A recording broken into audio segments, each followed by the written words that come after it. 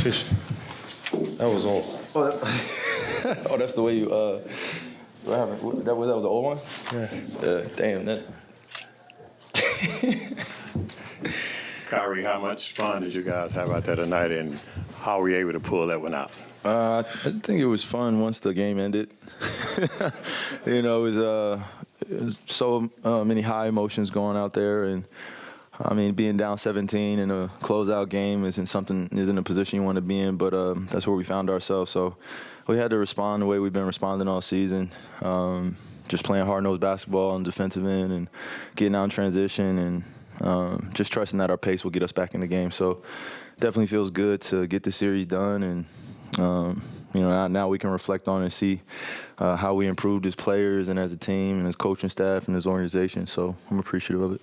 What can you say about PJ? He was scoreless through the first 3 quarters, and then 9 points there in the fourth quarter. Yeah, I don't think it mattered to PJ too much. I think he was just waiting for his moment, and he's played well majority of the series. So we had some confidence in him that eventually he would make some big-time shots, and grateful that he knocked them down, man. That's just pure confidence and belief.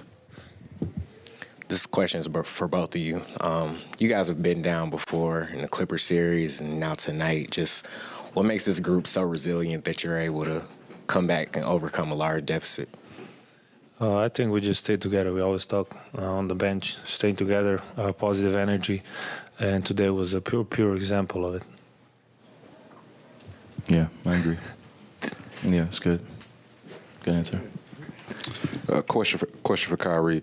End of the game, you finish up your ESPN interview. You give your shoes to the fan. I think you got your dart and you're walking off. All the fans are surrounding you, phones out, cheering you on. I'm just curious, how special are those moments to you in your career? I mean, you know, just that whole walk-off, you know, hugging my family and then going and hugging some more of my family in the locker room, everybody cheering for each other. And I had to make an impromptu speech, and I was doing my best not to let some tears come down from my eyes because it feels like it's been a long time coming, just being back in this position, getting back to the, finals or the conference finals. It was just a long way back, you know, and I look back at parts of my career where I took it for granted, just getting to the conference finals, for 3 years straight, and then not getting back for a little bit, you know, to weigh on you as a competitor. So I'm grateful that I had these guys beside me and kept feeding me confidence and, kept doing the little things for one another. And I think that's what, made the celebration feel that much better.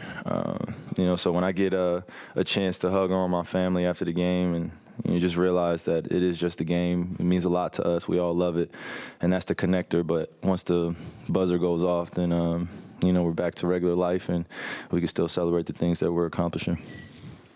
For either or both of you guys, but you guys have been talking about Derek Lively, all season, how impressed you are with him. Has he ever stopped impressing you, especially on a night like tonight?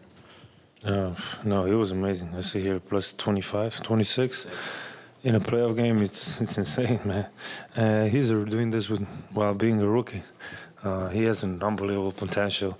I'm just glad the Mavs drafted him. Very happy. No. Duke. In the series win as well. Every other day or so, you're tweeting out, tribes stay together no matter what, and that's a message that resonates even outside of basketball. What would you say to those young kids that are trying to find their tribe and, how to do that importantly? I would say, when I tweet those things, it's not just for, basketball fandom or just my family at home or family internationally. I think it's just for humanity in general. And I know how big this platform is. I know I don't say this arrogantly, but I know how big my presence is alongside my teammates whenever we go out and represent our respective countries, our ethnicities, our nationalities, our cultures. We're bigger than basketball players here. We understand that. But when we go out and compete, whether we win or lose, people take those emotions home with them. And so I just try my best to send out a peaceful tweet to let everybody know, just don't panic, stay poised, and we'll get back on the winning track. And when I say winning track as well, applied to basketball, I'm really applying to life. Just stay together, keep seeking the truth, and keep God first. That's always been the mentality, so I love to share that, especially through a tough series like this where everybody's wondering, what are these tweets coming from? What are they about? And, some people are going to dissect them, but it's really just about the young kids at home understanding that they have older generational leader that's looking out for them and letting them know, hey, this is bigger than the game itself. Just stay together, stay poised, and keep enjoying life, man. The game goes on. Well, Luka, if you got that mic fixed, The long answer. could you the rebounding was awesome, and generally speaking, but in particular the offensive rebound PJ got, and I think he kicked it out to you. Just talk about hitting the 27 second chance points and all. There's the huge rebound. I mean, 27 is amazing. It means our passion and our energy was at the high level. Everybody was concentrated. We said at the halftime we're not going back to OKC, so that's what we did. We stayed together, as I always say, and playing with energy. That rebound, the PJ guy, I remember. And then I drove and he hit the three.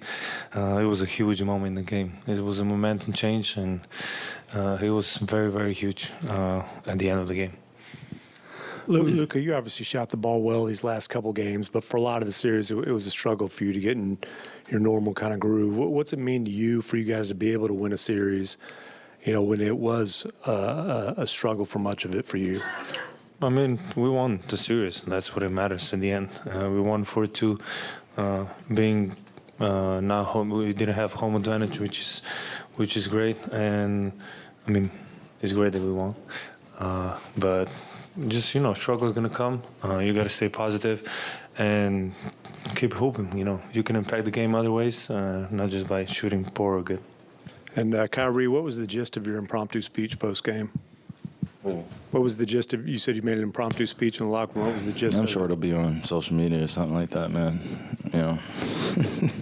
So I don't think there's any more privacy to it. But my teammates know just. Again, I was trying to hold back the emotions just because of how hard and tough this series was. And I think we really got to appreciate each other's talents and skill sets and most importantly, our will. Got a lot of guys that love to compete, a lot of guys that want to see each other do well and are willing to sacrifice and do the little things in order to get wins. So I think we're continuing to prove that. Obviously, the job's not finished, but feels good to be in the conference finals, to be, the last four remaining teams, right? Eventually just... You don't want to take those moments for granted because no guarantee that you get back. So, Luka, there's not many guys left over here. There's not many guys left on the roster that was with you the last time you made this stage. They go out last year and get Kyrie.